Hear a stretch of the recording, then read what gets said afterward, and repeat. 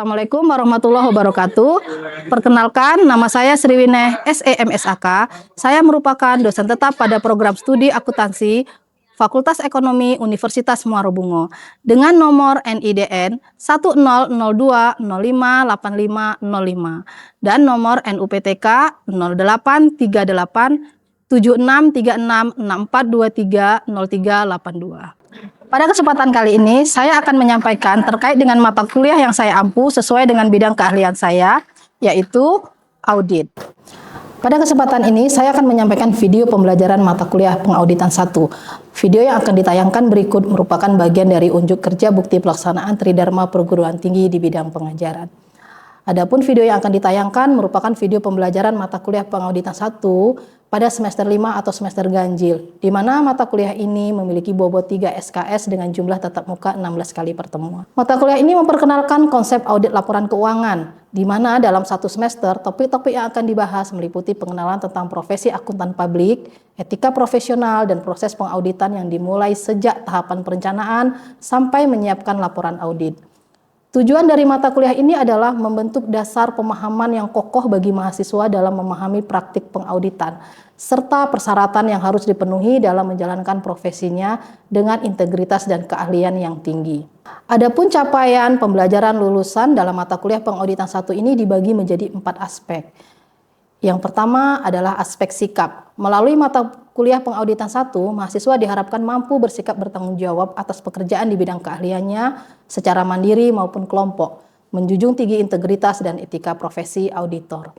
Pada aspek keterampilan umum, melalui mata kuliah pengauditan 1, mahasiswa diharapkan mampu menerapkan pemikiran logis, kritis, sistematis, dan inovatif dalam konteks pengembangan atau implementasi ilmu pengetahuan dan teknologi yang memperhatikan dan menerapkan nilai humaniora yang sesuai dengan bidang keahliannya.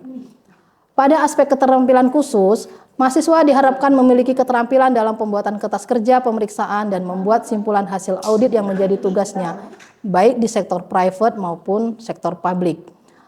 Pada aspek pengetahuan, mahasiswa diharapkan mampu menguasai konsep teoritis secara mendalam mengenai pengauditan dan insurans. Video yang akan ditayangkan merupakan video pada sub CPMK 10 dengan submateri laporan audit dan opini auditor, yang mana mahasiswa diharapkan mampu menunjukkan dan merancang bentuk laporan hasil audit dan opini auditor. Teknik pengajaran yang saya gunakan adalah dengan menggunakan pendekatan delivery, interaction, dan assessment. Pada metode delivery, saya menyampaikan materi dalam bentuk PowerPoint kepada mahasiswa, di mana materi yang disampaikan bersumber dari berbagai referensi, diantaranya buku auditing, jurnal, maupun referensi-referensi lain yang bermanfaat. Pada interaction, bagaimana mahasiswa dan dosen berinteraksi pada proses pembelajaran. Untuk pendekatan interaction dengan pendekatan student center learning, yang mana mengedepankan partisipasi aktif mahasiswa dalam proses belajar mengajar.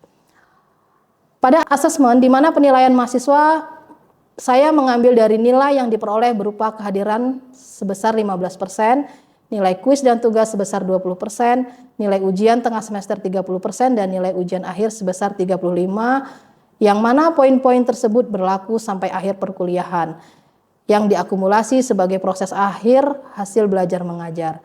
Sistem penilaian ini disampaikan pada pertemuan pertama dan tercantum di dalam rencana pembelajaran semester. Berikut video pembelajaran untuk mata kuliah pengauditan 1 dengan submateri laporan audit dan opini auditor. Selamat menyaksikan video pembelajaran ini, semoga bermanfaat untuk kita semua. Terima kasih. Assalamualaikum warahmatullahi wabarakatuh.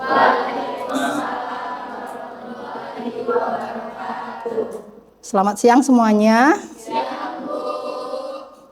Oke, untuk pertemuan kali ini Ibu akan menyampaikan materi tentang laporan audit dan opini auditor. Ini merupakan materi kita di pertemuan ke-14 dan 15 seharusnya. Namun Ibu sampaikan langsung di pertemuan ini. Seperti yang sudah dijelaskan pada materi-materi sebelumnya bahwa untuk materi laporan audit dan opini auditor ini akan merangkum semua materi-materi kita di pertemuan-pertemuan sebelumnya. Oke, sebelum saya mulai, saya ingin pemahaman dulu terhadap Anda semuanya. Ada yang sudah mengerti apa itu laporan audit Atau mungkin ada yang sudah membaca. Oke, silahkan Selfie. Tapi menurut saya, pemahaman saya sendiri tentang pengertian laporan audit itu adalah laporan yang ditulis yang berisikan pendapat oleh auditor tentang kewajaran laporan keuangan suatu perusahaan yang telah dilakukannya audit sesuai dengan standarnya. Ya, itu menurut siapa yang Selfie baca? Dari referensi atau dari buku? Dari PSAK. Dari PSAK? Dari PSAK atau SPAP? SPAP harusnya ya.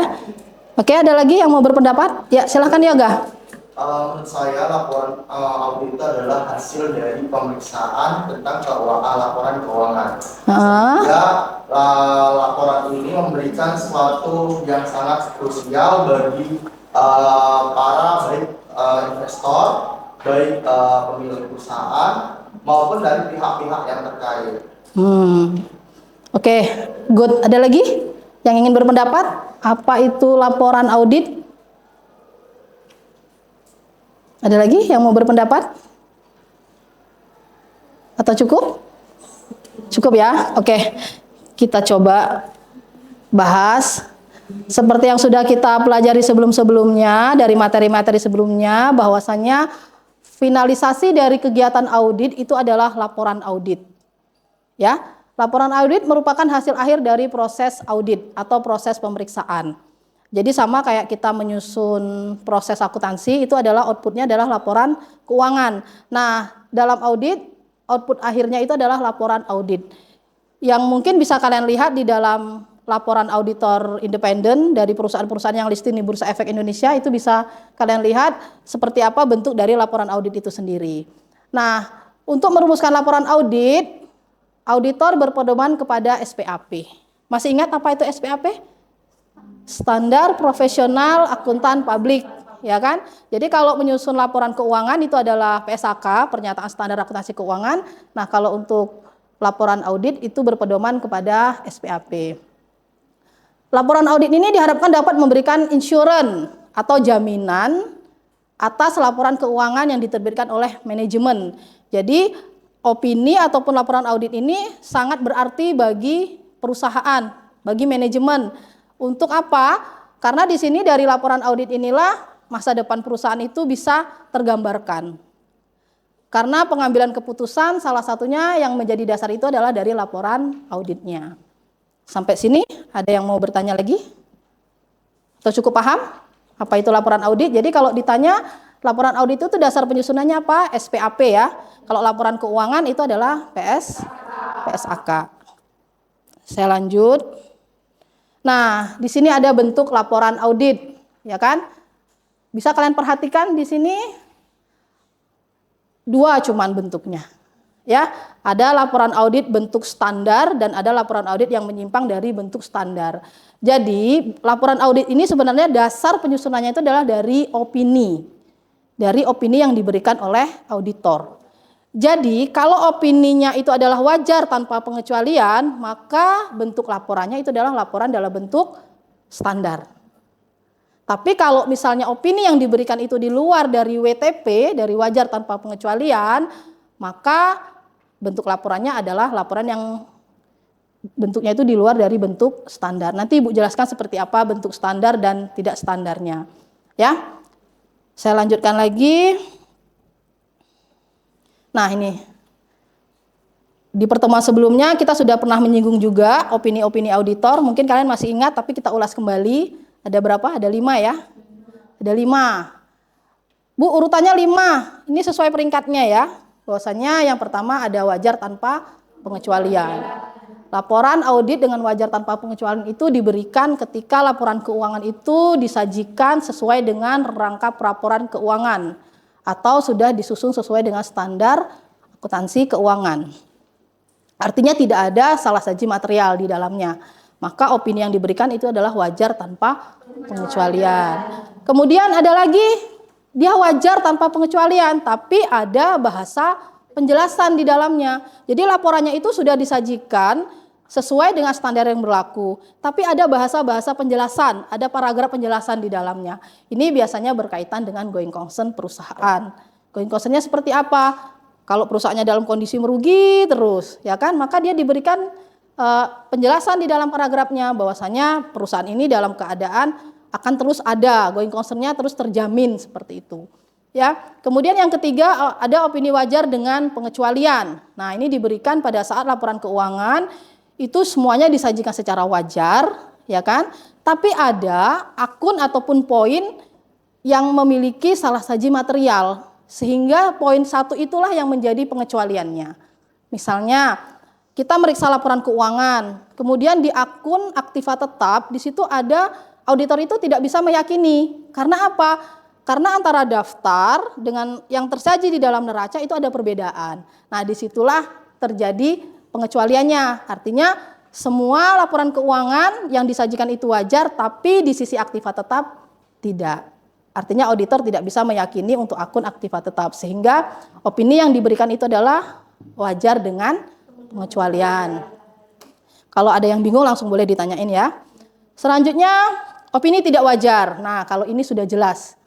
Ketika laporan keuangan itu disusun tidak sesuai dengan standar yang berlaku atau PABU, PABU itu ingat ya, prinsip akuntansi berlaku umum atau PSAK, maka laporan keuangan itu diberikan opini tidak wajar.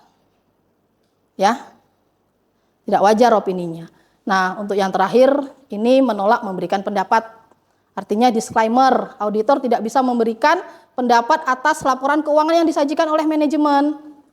Kenapa? Ada yang tahu kira-kira? Kalau istilahnya tuh kalau kalian sudah no comment itu tuh udah di level apa itu namanya tuh? Fatal ya, artinya laporan keuangan itu sudah nggak bisa lagi dikomentari, ya kan? Biasanya sih yang sering terjadi itu adanya pembatasan audit, ya kan? Biasanya auditor ketika mereka minta ini, bukti ini, itu tidak disampaikan oleh manajemen, artinya di sini ada pembatasan. Maka auditor boleh tidak memberikan pendapat atau disclaimer. Sampai sini paham? Atau ada yang perlu ditanyakan? Laporan auditor independen. Ini adalah judulnya. Ya kan? Kemudian ke siapa ditujukan laporan tersebut? Di sini kepada siapa? Kepada para pemegang saham. Ya, komisaris PT ya, sumber Andalas. Itu adalah laporan ini ditujukan kepada pemegang saham. Ya. Kemudian di elemen berikutnya, nah, ada paragraf pembuka. Ya kan? Paragraf pembuka itu seperti ini. Nih. Ya. Kelihatan nggak? Kalau saya baca, kami telah mengaudit laporan keuangan PT Sumber Energi Andalas. Itu adalah paragraf pembukanya. Ya. Kemudian ada paragraf tanggung jawab manajemen. Jadi di laporan auditor independen itu harus disampaikan tanggung jawab dari manajemen. Apa kemarin tanggung jawab manajemen? Tanggung jawab manajemen adalah terhadap penyajian laporan keuangan. Auditor hanya bertanggung jawab terhadap opini ya. Jadi manajemen dia bertanggung jawab atas penyajian laporan keuangan. Di sini ini dia, tanggung jawab manajemen. Ya. Manajemen bertanggung jawab atas penyusunan laporan keuangan. Ya. Selanjutnya kita kembali lagi, ada paragraf tanggung jawab auditor. Jadi di dalam laporan auditor independen itu ada pemisahan tanggung jawab, ada tanggung jawab manajemen, ada tanggung jawab auditor di situ. Ya, nah untuk tanggung jawab auditor di sini dia disampaikan. Nah ini di sini, ya, ada tanggung jawab auditor. Tanggung jawab kami adalah untuk menyatakan suatu opini atas laporan keuangan. Seperti itu bunyi paragrafnya. Jadi sudah berbeda ya, manajemen bertanggung jawab atas penyusunan laporan keuangan, auditor bertanggung jawab atas opini. Nah, selanjutnya itu adalah paragraf luas audit. Biasanya dia menyampaikan yang diaudit itu adalah laporan keuangan mulai dari neraca, laba rugi, arus kas, semua diaudit ya kan, itu berkaitan dengan luas auditnya. Kemudian ada paragraf opini auditor. Jadi di dalam LAI ini dia menyatakan pendapatnya. Nah, di sini. Nih, ada opini. Ya, opini yang diberikan itu adalah opini wajar dengan pengecualian.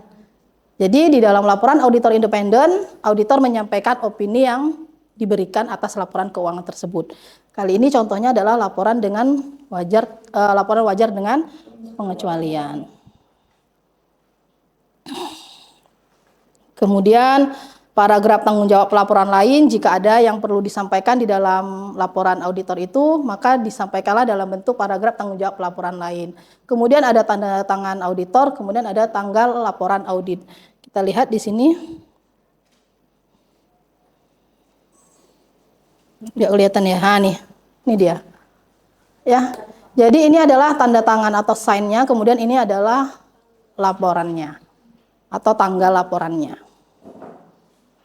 Oke, ada pertanyaan? Sampai sini dari bentuk laporan. Oke, siapa dulu? Hera dulu. Silahkan Hera. Kira-kira apa dampak ketika opini yang diberikan oleh auditor itu ketika opini di luar opini wajar tanpa pengecualian? Oke. Ada yang mau nanggapin dulu selain Ibu? Nanggapin dulu. Ada kira-kira dampak. Jadi pertanyaan Hera itu adalah dampak ketika laporan keuangan itu tidak mendapatkan opini ini. Dia hanya dapat opini di luar wajar tanpa pengecualian. Berdampak nggak kira-kira menurut Anda? Berdampak ya? Berdampak karena urutannya itu sesuai dengan kualitasnya. Jadi mulai dari wajar tanpa pengecualian sampai ke bawah itu dia ada urutannya. Jadi dia akan memberikan dampak. Ya kan? Tadi sudah saya bahas di contoh laporan auditor independen bahwasanya laporan itu ditujukan kepada siapa tadi? Kepada pemegang saham atau RUPS ya kan, kepada pemegang saham. Maka di sini ketika dia dapat rapor nggak bagus, kira-kira kayak mana rasanya? Kayak mana dampaknya? Investor tentu akan berpikir ulang untuk berinvestasi. Untuk manajemen tentu berdampak sekali, untuk direksi juga berdampak. Ya kan? Artinya ini adalah raport mereka selama 1 tahun operasi. Gimana Hera? Cukup? Atau ada yang lain mau nambahin? Boleh. Ada? Pito mungkin? Dampak dari ketika opini itu tidak diberikan di luar opini wajar tanpa pengecualian. Jadi harus wajib ya Bu ya WTP. Seharusnya seperti itu. Ya kan? Seharusnya laporan itu harus disajikan sesuai dengan standar tanpa ada salah saji material. Oke. Ada lagi? Kira-kira yang berkaitan dengan opini? Ada lagi? Oke.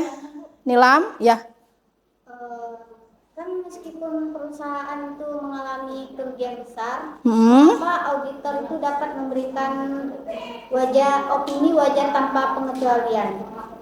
Oh ya, ini kalau nggak salah, kalau kita bicara rugi terus. Nah di sini, ini dia, di kondisi yang nomor 2. Ya, jadi perusahaan itu dia mengalami kerugian terus, 1 tahun, 2 tahun, 3 tahun, sampai 5 tahun dia rugi terus. Contohnya kayak apa? Ada ya banyak perusahaan yang seperti itu, tapi dia masih bisa dapat opini wajar tanpa pengecualian, tapi biasanya ditambahin dengan bahasa penjelasan. Karena secara keseluruhan laporannya sudah disajikan sesuai dengan standar yang berlaku, PSAK-nya kayak gitu kan. Cuman ada beberapa kondisi yang memang harus mewajibkan untuk menambahkan, yaitu dengan menggunakan bahasa penjelasan tadi. Ini berbicara, kalau sudah berbicara rugi itu bicaranya itu adalah going concern. Going concern itu adalah keberlangsungan atau keberlanjutan suatu entitas.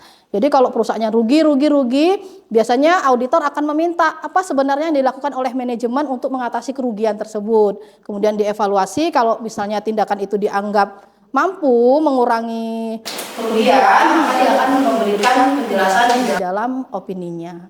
Dalam basis opininya ditambahkanlah dengan bahasa penjelasan seperti itu.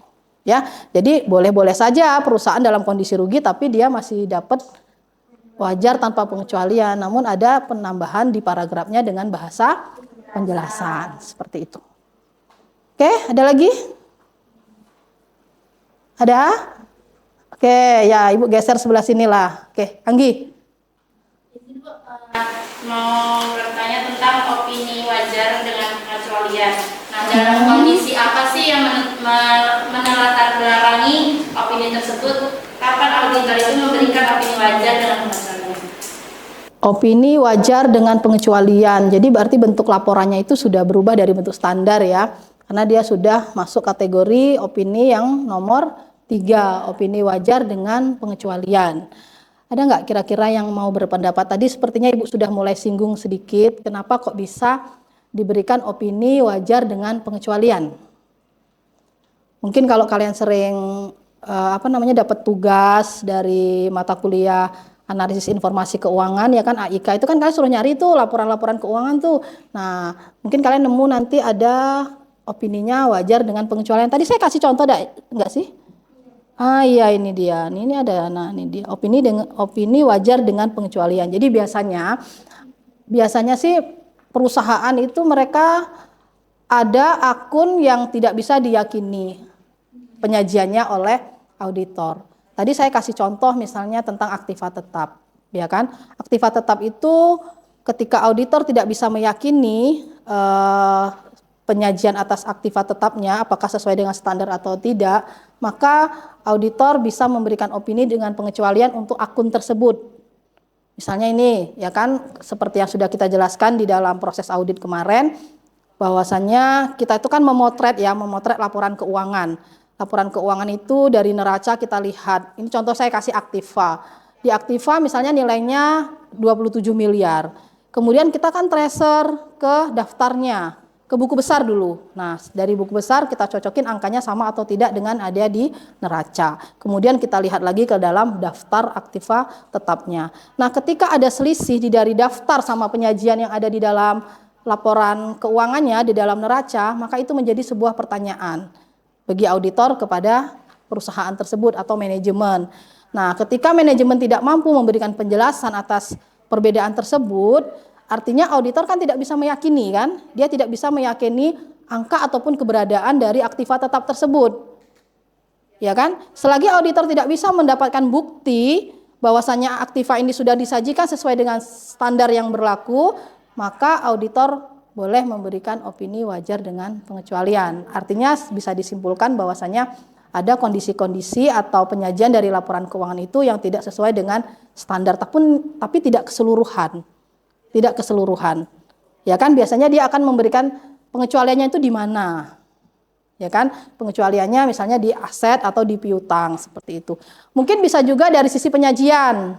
Ya kan, kita kembali ke dalam penyajian laporan keuangan, contohnya lagi piutang. Kalau piutang itu kan di dalam laporan keuangan kan disajikan neto dengan penyisihannya. Namun ketika itu tidak dilakukan, maka kita bisa memberikan atau berikan komentar, atau mungkin kita bisa klarifikasi dulu sama manajemen mengapa penyajian seperti ini. Namun ketika memang tidak sesuai dengan standar yang berlaku, maka kita boleh memberikan opini wajar dengan pengecualian, seperti itu. Ada yang mau berkomentar? Ya, Yoga silahkan. Saya ini lagi terkait dengan pernyataan dari Anggi terkait kondisi yang sehingga perusahaan mendapatkan WDP. Mungkin kalau menurut saya itu mendapatkan sebuah WDP itu hanya sebuah hal yang wajar. Kenapa demikian? Dan mungkin di dalam perusahaan tersebut tidak menggunakan di dalam perusahaan tersebut laporan keuangan itu tidak mencantumkan adanya beberapa material. Contohnya seperti adanya auditor memeriksa adanya salah satu dalam